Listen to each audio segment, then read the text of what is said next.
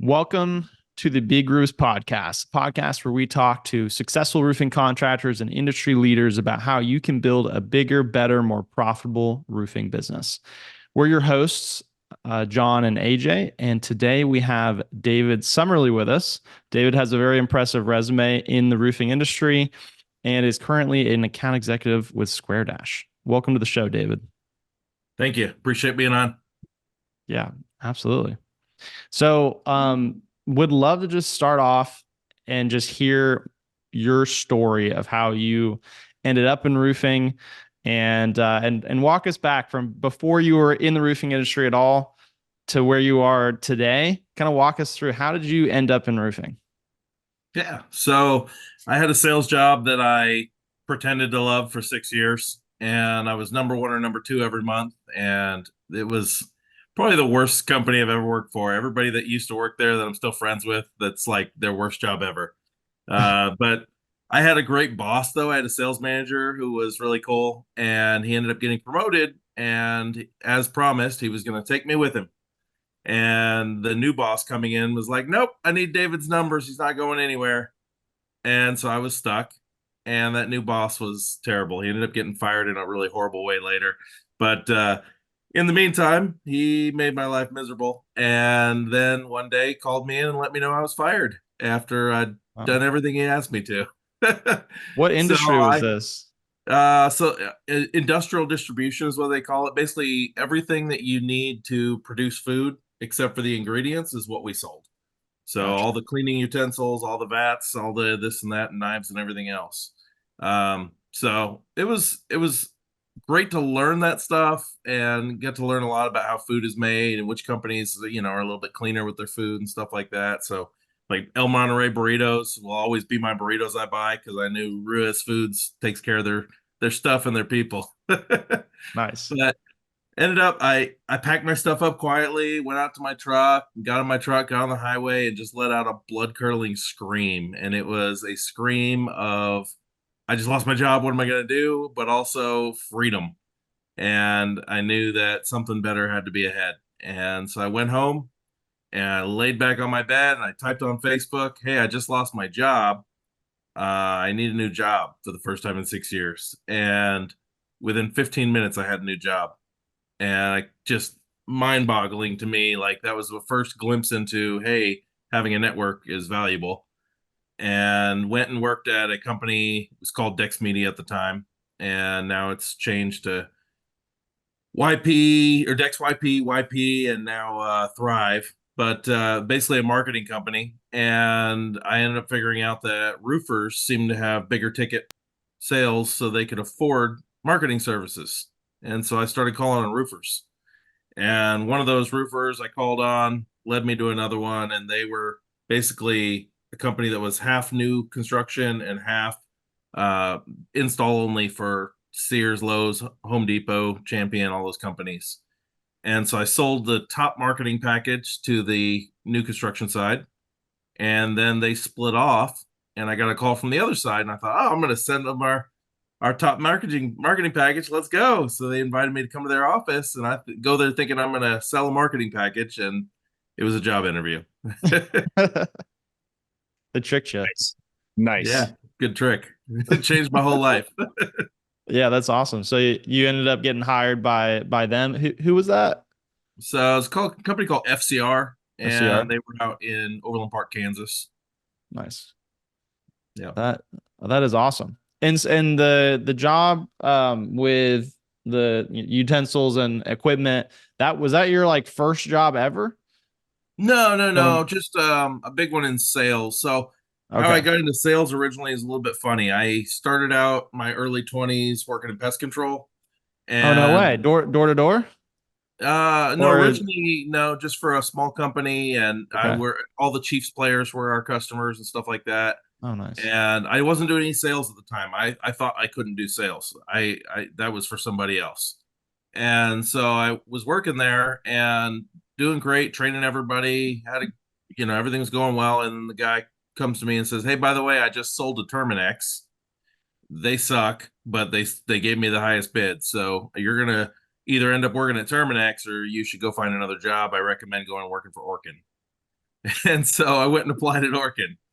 And over at Orkin, they gave me a test before I got started to see which role would be best for me.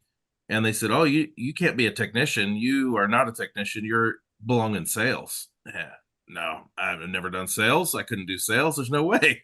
I'm really good at technician. I sold more accounts than anybody as a technician. Oh, interesting. Yeah, but no, technician is where I'm at. They said, "Okay, So, we'll hire you as a technician." Long story short, I was the highest selling technician in the region and realized there might be something to the sales aspect. so that, yeah, you were just out there doing technician routes, just selling the neighbors. Is that what's Yeah, happening? because the neighbors needed help too, right? So I'd get Yeah. referrals or go knock on the door. It felt natural to go do that. Yeah, that's super interesting. I did door to door pest control for a hot second, so I know that world. But yeah, the hey, I'm taking care of your neighbors. That works really well, especially if you're actually taking care of the neighbors, because Right. they try. I did the door to door sales, and they would teach us to just say that even if we didn't have anybody, which was did not feel right. But Right. yeah, definitely a lot of lessons learned with that, but that's cool. That's really good that Orkin had that process for like interviewing. I feel like Yeah, that's very I love insightful. it. Now that I look back, I'm so glad they had something like that. I had tried to push them to make me a technician anyways, but it gave me a glimpse into what the future might hold. Yeah, that's awesome.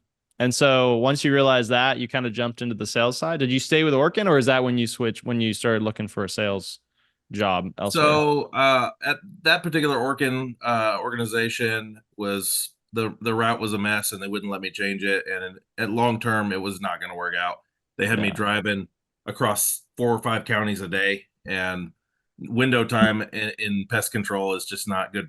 You're not making any money if you're doing all window time. So ended up working. I actually worked at Office Depot in technology sales and was actually doing really well at that. I had the highest market basket in the region, and then hated it.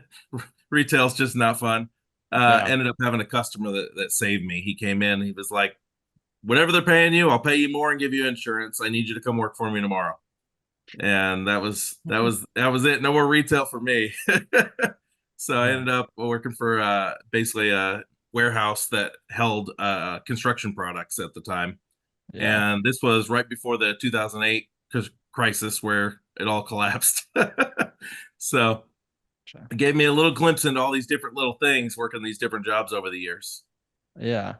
Well, that is quite you have quite the journey here. I also feel like Um, I look at you and you look, I feel like we're about the same age, but like 2008, I was not working jobs. 2008, I was like 8 years old. I'm So 42. whatever you're doing, your skincare routine is on point. Thank you. I appreciate it. All right. So moving back forward to working at FCR, how did these other jobs, these past jobs, like working with the pest control, did that all kind of play a role as you were getting into in that sales? How did that play out? Yeah. So all of the going and working for a marketing company gave me a glimpse into some of the marketing stuff. Years of just being on social media made it so that I could help clean up their social media. They had like 7 different pages and they were putting political rants on there and stuff. Cleaned all that up, put them into one. Thanks. And yeah, that was not good to have on there. Don't do that, guys. So cleaned all that up, and then I in college I took some like organizational behavior stuff like that, helped organize some of the guys, hire some people. Then we were able to basically take that install only company and make it into a sales company. And the differentiator for me was the guys were sitting around in the office waiting for leads, and for me, I used to be a Mormon missionary. I'd gone and done the other stuff with the knocking on the neighbors' doors for pest control. I even did alarm system sales for a little while. And so when everybody else was waiting for leads, I heard about a storm that had happened a couple hours away, and I just went out there and started knocking on doors. And they were making fun of me in the text that I was still at home sleeping. And I walked in that night with a big giant stack of contracts. And at that point, things kind of shifted. We hired up a canvassing crew. Like people started realizing they needed to go out and work. Yeah. Oh, that's interesting. So you really shook things up coming in there. Yeah, yeah, for Yeah, sure. that's awesome. Yeah, I think I keep hearing that consistent thread through all of this of networking and the power of like having that network, which seems like that's led to a lot of the different experiences that you've had. Can you talk about that? What's your philosophy when it comes to networking? So I think you should go out and try and serve the people in your community, that serve the people in your network and around you. I went out and did a lot of work for realtors that I wasn't going to get paid for, and I knew that, but it led to more work later. And same thing with BNI, going in and just serving, and they say givers gain, and going out and doing that, it always comes back around in some way or shape or form. Yeah. No, I love that. I saw you on a different podcast that you were on recently, and you talked about similarly in the sales side is like being very focused on just serving the person that you're selling to, as opposed to trying to be slick and stuff like that. Yeah, I'm Um, not smart enough to be slick. I'm here to help you, and here's how we help. And they yeah, either, it's for them or it isn't. yeah, no, absolutely, and I love that mindset, and I think this is I identify to a certain extent with like the doing tons of different jobs and things over the years. That's been sort of my experience too. And I think it makes you such a well-rounded person having so many different experiences to draw from. But when I was doing sales, that was my biggest kind of trap that I fell into is I fell into the trap of like trying to optimize like everything I was saying and all my like memorizing all these tracks. And I remember at the time I was actually selling with my cousin. We were selling together. We were working for the same company.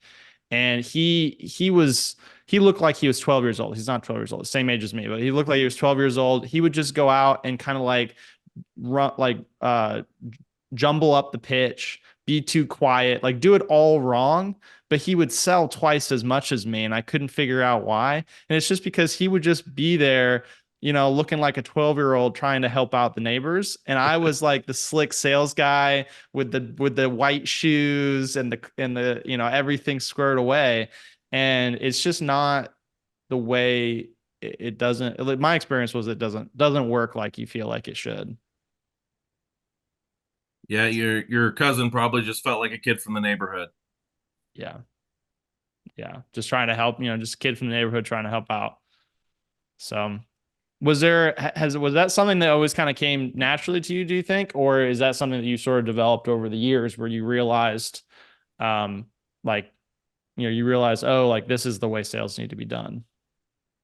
I've just always been a genuine person. I'm not smart enough to be slick. It's just the gist of it. But when I was a little kid, at one point, my mom was kind of a mess, and she loved me to death, but she was just a mess. I knew that she wasn't going to give me any money, and there was a girl in my class that I wanted to take to the movies, and so I said, "Well, how can I do that?" And so I looked around. We were living in kind of the inner city. There was lots of apartments around me, and it seemed like nobody liked to take their trash out. And so I went and I knocked on every door and I asked to take the trash out for a dime. Most of them handed me $1 and sent me on my way. And I realized, oh, there's something to this. Just go out, ask if you can help people, and if you can help them, you get money. And so I made a bunch of money, and then we moved overnight. I never got my date with Destiny. And years later, when I was out knocking those doors, it occurred to me, oh, maybe I got my date with Destiny. I love that story. That is good. Yeah, that's a real entrepreneurial move right there. Go out and start you practically had a trash business there. Yeah, you just got to find a way, man. Yeah, that's awesome. That's awesome. So kind of fast forwarding to now, you're with SquareDash. That's right. Can you kind of talk us through, well, start with, what is your role at SquareDash, and then we can kind of get into what SquareDash does. Yeah, absolutely. Partner accounts executive. So I still do all the sales aspect of if a contractor's somebody talking to me and they want to get signed up for SquareDash, great, let's go. But my main role or what they'd like me to be focused more on is setting up partnerships, finding referral partners, but also just, hey, where is there some symbiosis where we can work together and maybe do marketing together or, get on the same sponsorship, stuff like that. Very cool. Very cool. How's that been so far? Is Awesome. that I Things think are going well. we saw you at the process conference. Um, was that right after you started working with them? I feel like, or was that, yeah, I feel Yeah, like I was it right. was it was my first official day really on the job. Like I had agreed to come on board and was working on some stuff online, but really didn't know everything yet. And then I got started with roofing process conference, and that was when we had decided to really go full steam with the billing services portion of what we're doing. And so it was all brand new to me. Yeah. And so, but hopefully not too many could tell. Like, hopefully I picked it up quickly, but it's definitely been the right direction to head. Yeah. That's awesome. I think, John, didn't you have some questions specifically about Square Dash? Do you want to just do you have anything on that front? John, I don't think your mic is working. Can you hear me now? There we There go. we go. Sweet. Yeah. Um, the story is awesome, David. It is awesome. Like I don't have as many. I have a lot of similarities in my story for sales and like never wanting to be in sales and realizing that sales can work and definitely identify with the servant like leadership part of selling. That's how I sell. I'm not just exactly what you said. I'm not slick enough to understand how to be a salesperson. But so I love that. I think a lot of people have probably heard of SquareDash now because of you and your really good reputation.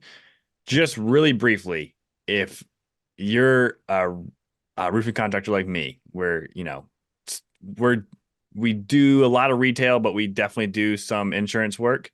Um, where does SquareDash fit into my business? Absolutely. So we can do billing for anyone, but where we specialize is in the insurance restoration market.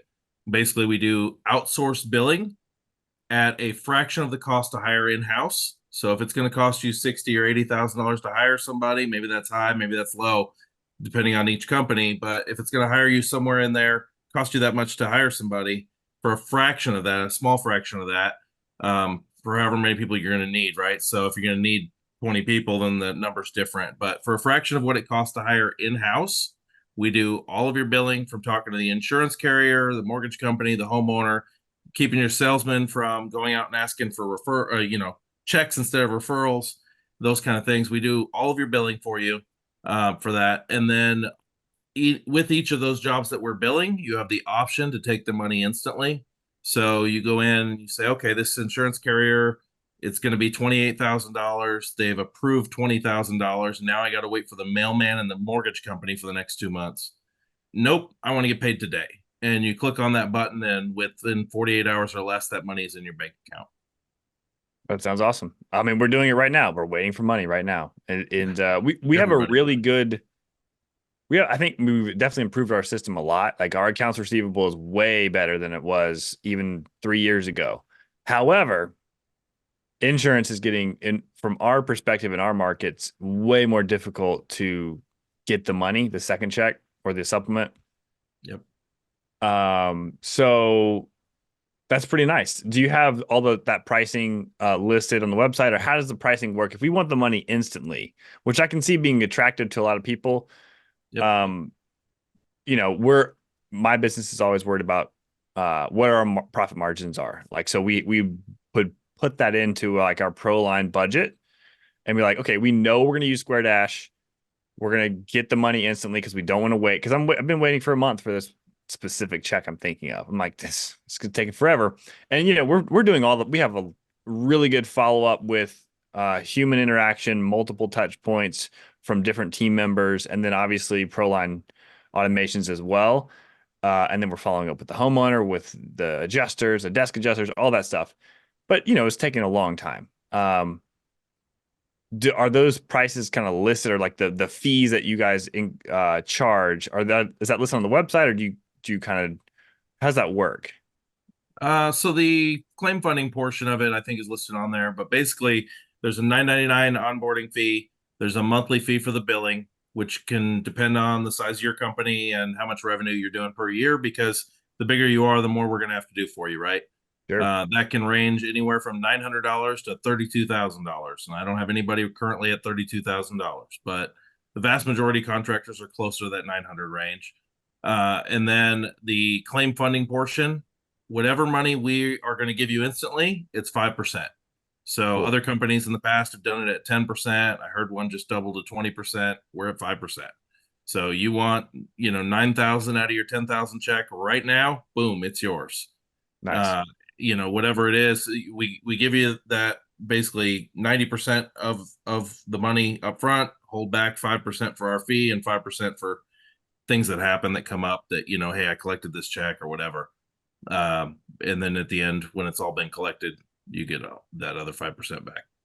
Got it.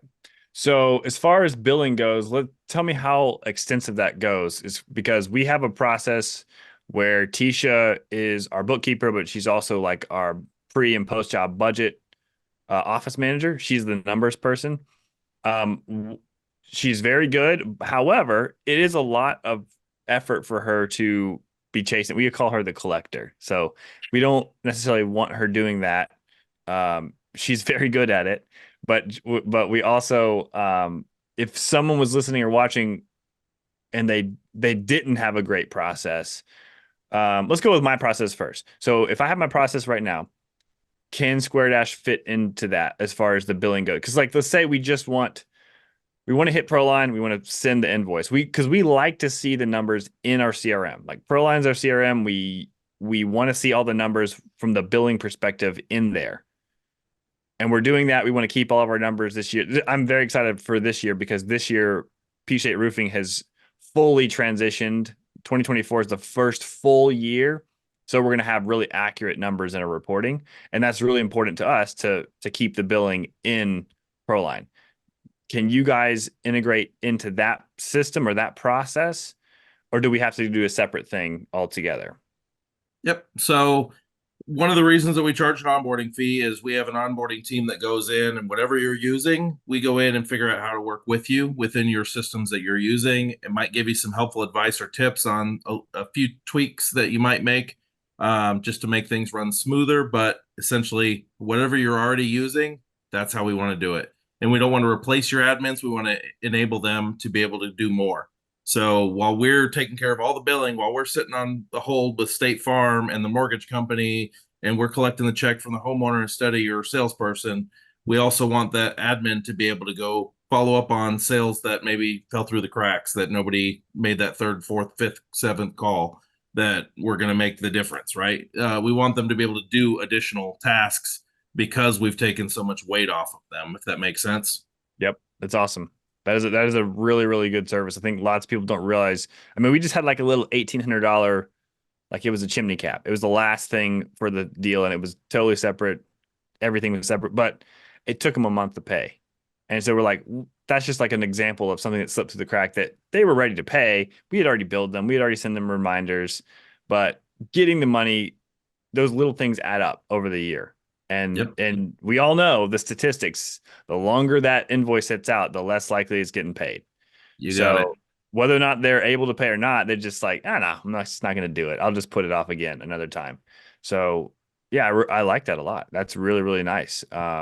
Something for us to consider. I remember seeing it at the process conference and thinking that we needed to have a conversation because we don't have a huge problem. However, I'm all about keeping consistent cash flow and making sure we're maintaining our profitability. A 5% charge for instant is actually, in some instances, if you're really good at supplementing, which we don't do crazy supplements, but if we have the margin in there, it would make sense for us to do that on certain, like this job is a perfect example.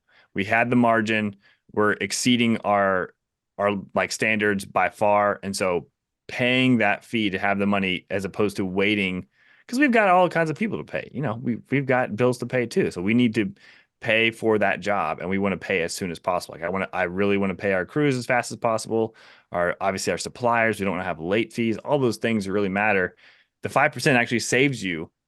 It can save you lots of headaches. Like, Yeah. And money over the long run. Every yep, 30 days you go out costs you more money. And if you're paying the supplier, you got to pay them within 30 days. If you pay them within 10, some of them will give you better pricing. You're yep, also paying that crew out of the check instead of out of your pocket. And that yep. salesman who's got problems that he needs to get paid. That's And right. he's on you like, hey, I just need something. Well, if you've already paid him, he's not on you because you already took care of him, right? So it can make a huge difference. The vast majority of these companies in our market end up going out of business in their first couple of years, and the reason for most of them is cash flow. Yep. Absolutely. And then you don't realize that the time element of the cash flow is everything. It's keeping the sale. Like I always say this, you keep your promises. Profit helps you keep your promises to your salespeople, Amen. to your crews, to your suppliers, to your homeowners. If you don't have the profit, you can't keep your promises. Well, the only way to get the profit is have the cash. And you can't wait 45 days to get, doesn't help you. The profit has been spent somewhere else over that past 30 to 45 days. So it's a But really, if you really got profit, you can exceed expectations. sure. Absolutely. I like it. Couple questions that I have just based on what you guys are talking about. Um, so one of them is with like a contractor that uses SquareDash, is it an all or nothing thing where if they're signed up with SquareDash, then you're going to do all the billing for all the projects, or can they kind of pick and choose? Obviously, they can pick and choose what they want to get paid in advance, but can they also pick and choose what they send to you guys versus what they just collect in house? Slash Absolutely. that want to 100%. And even in the first week or two, we recommend not sending every single job over to us because we're trying to make sure that everything's streamlined between our two businesses and integrated and how we're working together. And so they recommend in that first week or two sending over a limited number of jobs so that we can make sure if there's anything that we need to work out and any changes you need us to make on how we approach things, that we work those things out in the first couple jobs. Okay. Yeah, very cool. As far as how that interacts with existing systems like CRMs, are you guys typically setting up some kind of direct integration where there's like some development going on, or is it just that you just need, a login so you can see what's going on? Is it an email? Can you kind of walk me through what that looks So like? currently, it's very helpful or beneficial if you guys give us a login into your CRM. Long term, our goal is to be integrated with everyone who will play ball. Okay. So you are looking to build out direct integrations 100%. with platforms. Absolutely. Okay. And with like a project that gets sent to you guys for collection, um, would the so ProLine, we have an invoice system. Would users of ProLine that use you guys, would they still send that invoice to the homeowner? Would they send it to you instead? What does that look like?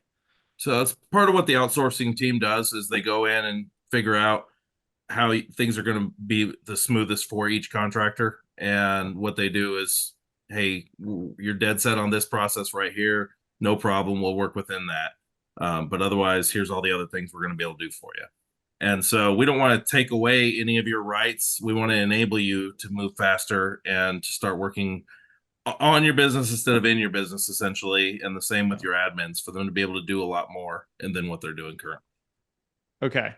Specifically on the with those projects that they are sending to you, are you saying that your team, once set up, would go into the CRM and send an invoice from the CRM, and that's like that's how you guys typically would do it?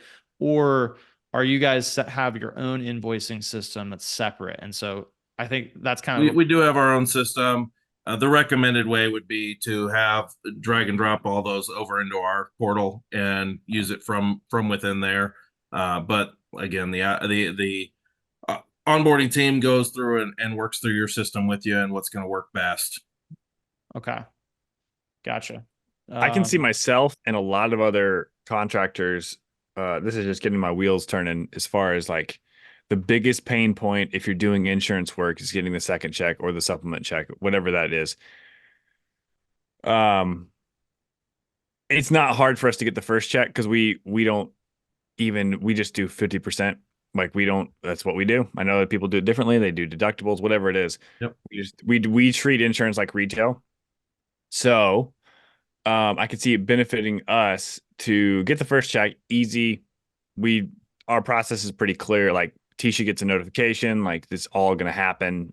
She's going to send the invoice. They're going to pay. We're not even going to put them on the schedule until they pay their deposit anyway. So we do that. We do the job, and then we hand it over to you guys to ensure the customer gets a great experience. That's again talking about serving. You guys can actually help serve that customer by most people are generally good that we work with. They're nice people. They appreciate us. They want their roof replaced, and we're going to give them that experience. The roofing part we do really well. They're nervous and they're worried about, is the insurance going to pay? How's this? They've never done it before. They don't know about the second check. They don't know about, endorsements from mortgages and all that stuff. You guys, I can see as a really good enhancement of customer experience from that second check. Like it's a huge, I just think for myself, like, yep, you're going to give them more peace of mind because there's consistent communication and there is less worry from getting that second check. And then they know, okay, well, the contractor's been paid. They're not going to be knocking my door, putting a lien on my house. All the worries and fears that they may have, you guys are, dissipating that. Not necessarily taking it all away, but you're at least, we do a really good job. But I can see having a partner like SquareDash being even better for the homeowner. If we're thinking just for the homeowner, not about getting paid, but just giving them a better experience from that regards is a huge deal for me. And it is better to get paid. We'd be willing to as long as the budget worked out and the job went well and we still were profitable, getting that money in 48 hours, the second check, as you guys, do all the work that it takes to get the second check, it would be a huge value. I can see that scenario. I can see a lot of contractors liking a lot because it's worth paying 5% for that second check when you're waiting, just like I am right now. I'm sold. Yeah. I love it. I mean, you're not just helping with the cash flow. You're not just helping with, keeping our promises, but you're actually helping the homeowner because it's going to dissipate the worry and the stress from that after they've had their roof replaced. Yeah. And with an efficient system in place, oftentimes I remember when I was doing roofing sales, once you get up there and get your selfie and get your marketing stuff after the build, like, you're kind of out helping the next person. And a lot of times the proper follow-up that should be happening with the homeowner, you feel like you've done it. You made a call or two, but in reality, a system of proper follow-up has not occurred. And, a roofing salesperson generally doesn't know where they need to be calling with the insurance and the mortgage either. And so having a system in place where you have people, that's all they do. And it's a team of people that move through that process, keep it moving efficiently, it makes a huge difference. Yep. I like that. Yes, sir. So, and sorry, I'm going to bring us back to like technical again. I'm the tech guy. I want to know how this actually works. So I'm kind of, let me ask, you're asking good questions, AJ. Let me just ask from like contractor. Yeah, keep asking.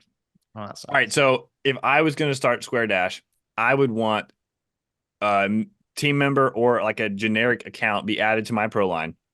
They would go in there and use our system so we can see, because a huge advantage of ProLine is that we can see all the communication, like all the team, all the admins and people assigned can see every text message, every phone call, every email. We can see it all there, as opposed to copy paste to another system where we can't see everything. And all the phone calls are recorded as well in ProLine. So for me, my ideal situation from what I think I hear you saying is that SquareDash gets inputted into my ProLine and they take over there. And it's really important. I think about Tisha. I want Tisha to see their activity and Kathleen as well, because they're the ones who are, exactly what you're saying, like always there doing the thing, communicating in the office. It would be important for me to help my team see SquareDash team execute that activity. That's what I would prefer. Um, Is AJ, that, you yeah, say that's really what I think a part of what I'm asking too, just make sure clear on what it can slash does look like.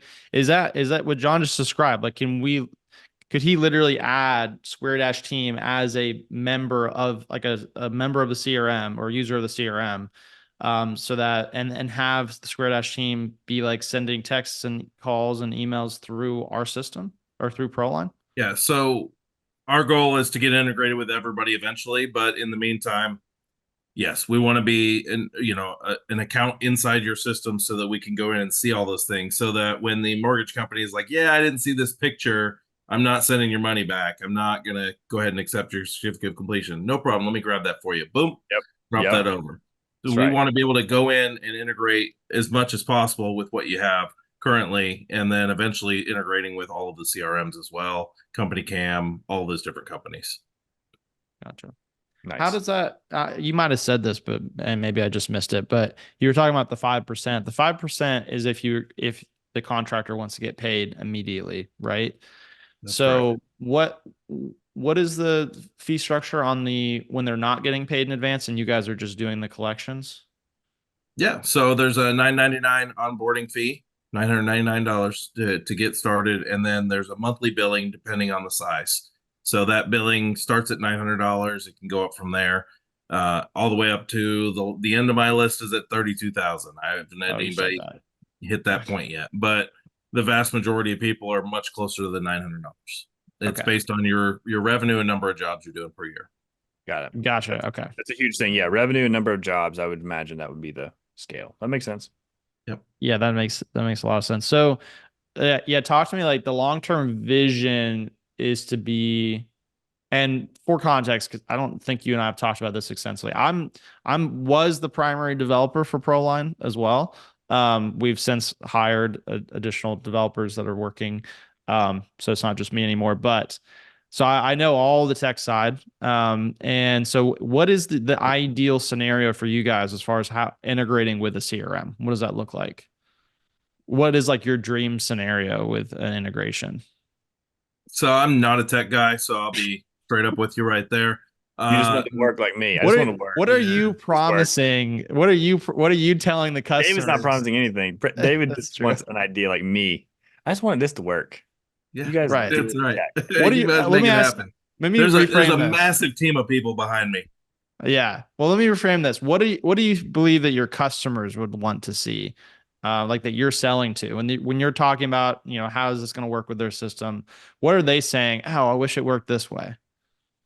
So right now I don't get a lot of that. Okay. Right now they've just been really happy with the onboarding team, and they're happy to start getting money in right away. And the comments I've gotten back has just been like, "This made a huge difference. Thank you." Okay.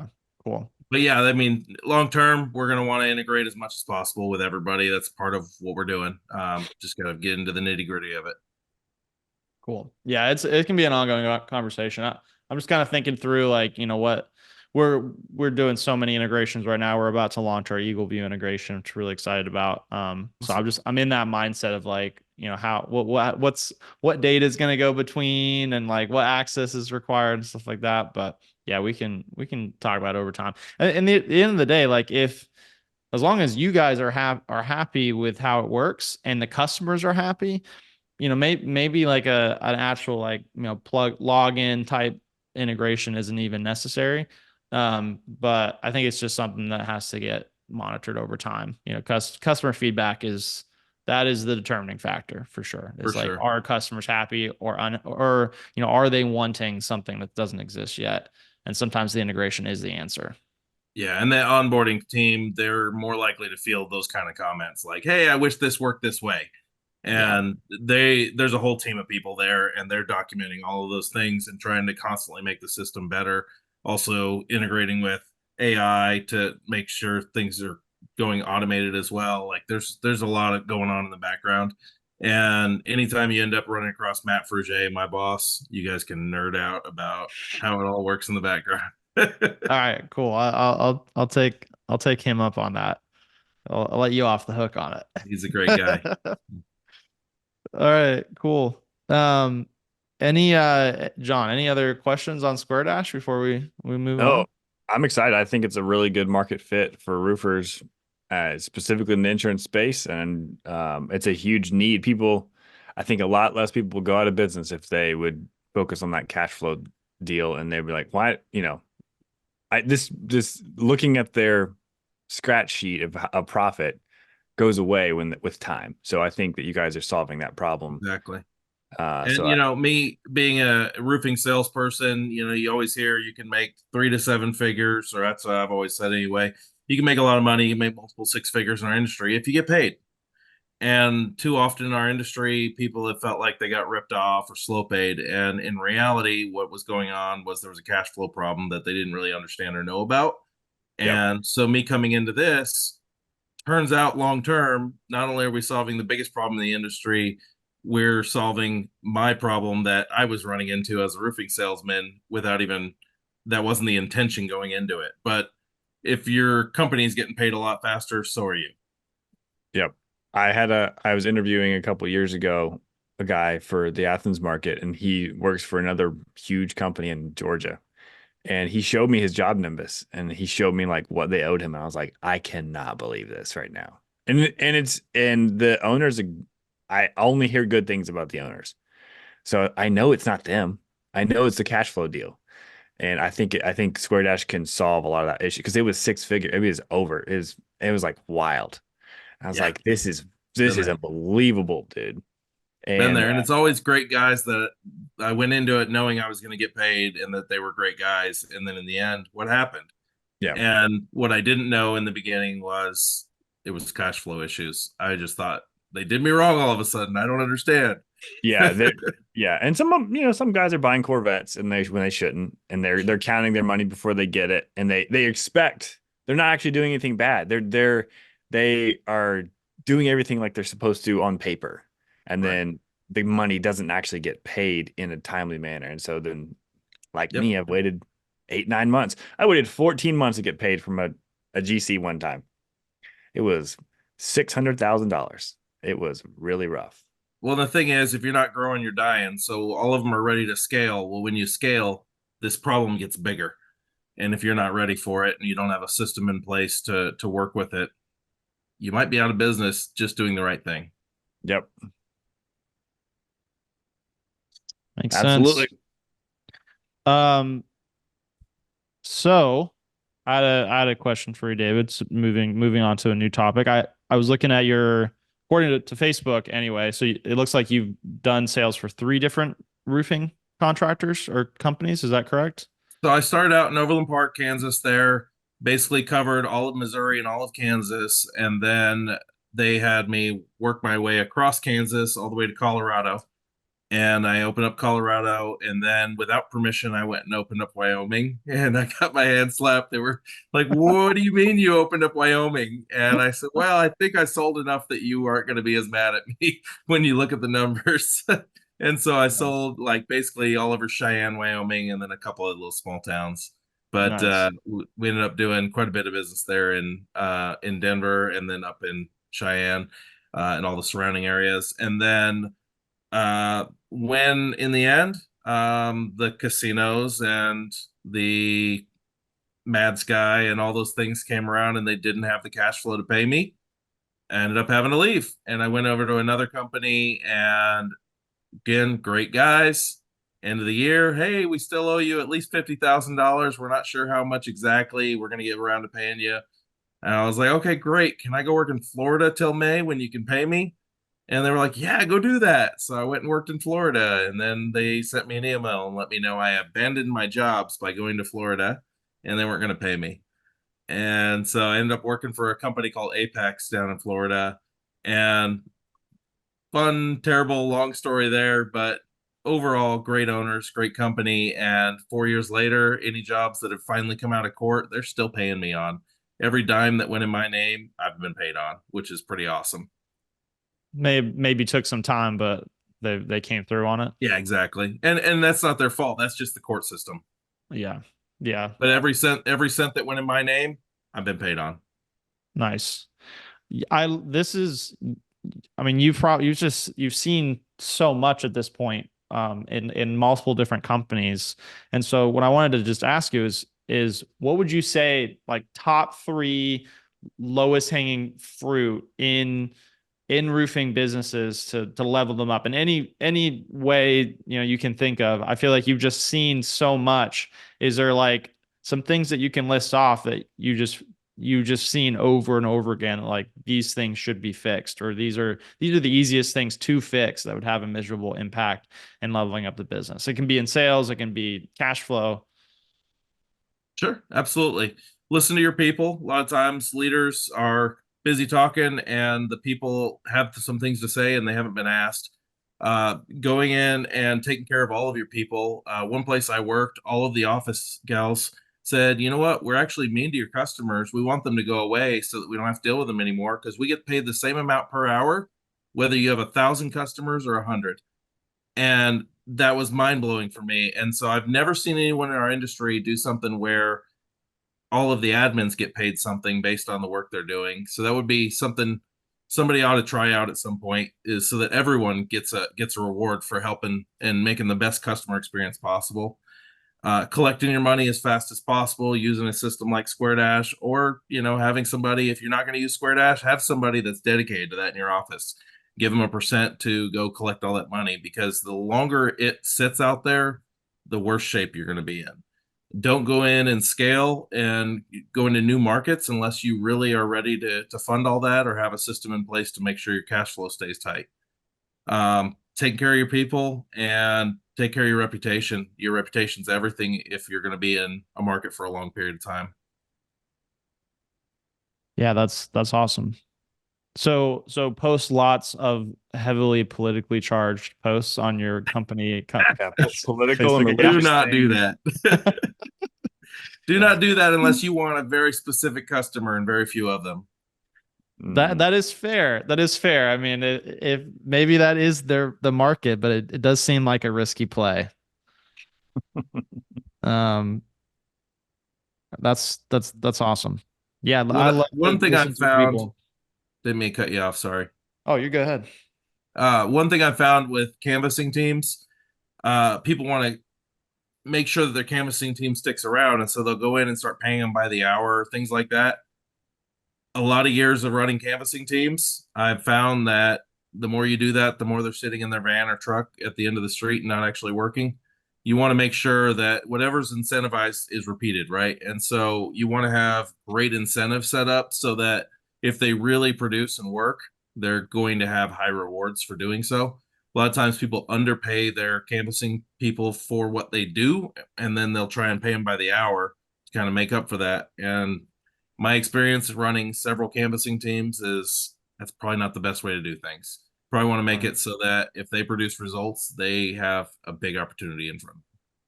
Mhm. Yeah, so don't do bases and stuff like that.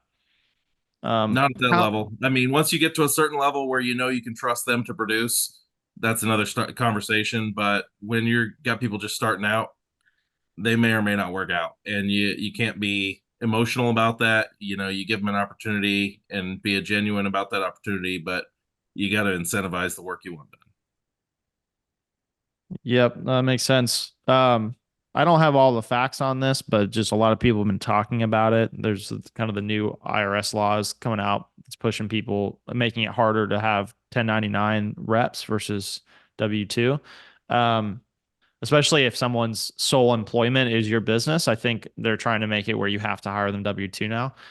So I don't know. Like, I don't think you can pay 100% commission via W-2, can you, John? Do you know? I think it depends on the state. Um, it doesn't matter though. Like, so I've talked about this kind of at length, and I only know what Adam Bensman, the roof strategist, talked about. And I've heard other people from different states talk about it. Crews for most, if you're using subcontractors and crews, most of them, if you're a wise business owner, you're not going to have a crew relying 90% of their personal income on your business. If they're subcontract, that's generally the case. If it is the case, you need to have multiple crews. Otherwise, you're going to get dinged hardcore. Salespeople, though, this is different.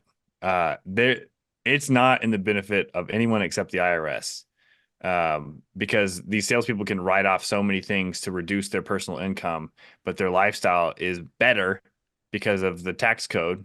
And so, in general, it's not abuse actually that's happening. It's just the IRS wanting a tax increase because they realize that all these industries have 1099 independent sales reps. So I like think about medical device sales. Those people make hundreds of thousands of dollars, and a lot of them are independent sales reps. And so they're like, what?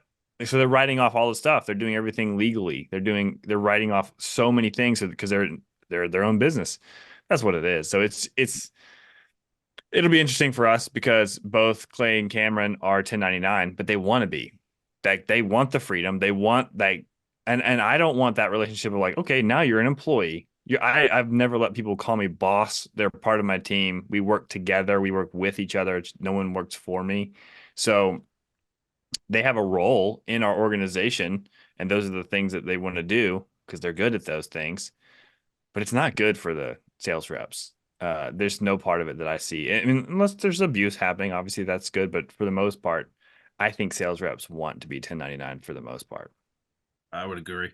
Hey, the government is growing by more than $1 trillion every 90 days. They got to have a way to get some more money out of you, right? Yep. So it's unfortunate, but you got to find the ways to work within the system. Yep. Yeah. So I guess time will tell on that. But that is really interesting. I wonder, we're starting to scale up our sales team for ProLine. So we've been talking a lot about the different structures, and one approach that we have talked about is just doing a draw for reps that need some base income, as opposed to a base. So I think just to differentiate those for anyone listening. So like a base would be you get X amount every month, and then you get commission on top of that.